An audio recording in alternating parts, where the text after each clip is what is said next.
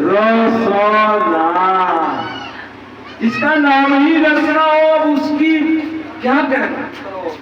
राज्य की रचना रस से भरा हुआ है,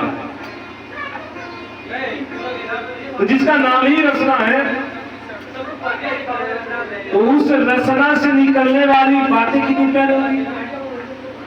और जिसकी रचना इतनी प्यारी और मीठी है, वो कितना प्यारा होगा। बोलो श्री प्राणनाथ प्यारे उसके प्रेम का, उसके आनंद का, इश्क का और उसके स्वरूप का क्या वर्णन कोई करेगा। यहाँ कह दिया फकुंदा जी ने, हीर थके ब्रह्मा थके, थके शेष महेश, गीता को जागम नहीं हुआ सदगुरु को देश। वेद वर्णन करते करते थक गया उस परमात्मा विषय, नहीं कर पाया। गीता भी थक गया। ब्रह्मा खुद गोविंद का गुण गाते रहते हैं, लेकिन वो भी थक गए। उनके सौंदर्य, उनकी लीला का उपमा नहीं दे पाए। अब जब किसी से नहीं बन पाया, उनका लीला गुणगान कोई नहीं कर पाया, उनका बखान जब कोई नहीं कर पाया कि इतने सुंदर ऐसे वैसे नहीं बता पाया, तब प्राणनाथ जी कहते हैं, इंद्रावती जी कहती है कि हमारे धाम रवि जी स्वयं अपनी बड़ाई किए।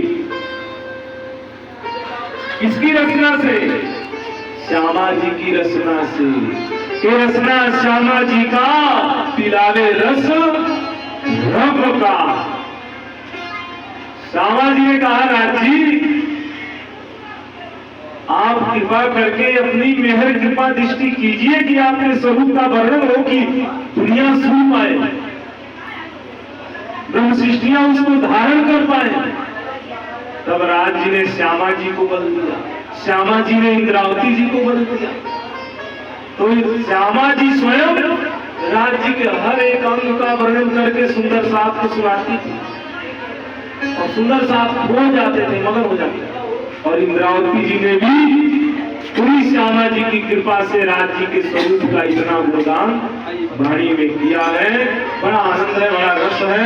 वाणी चर्चा को ही विराम करते हैं, क्योंकि आरती का भी कार्यक्रम करना है। तो सुंदर साथ जी अब यही वाणी चर्चा विराम करेंगे भजन के बाद।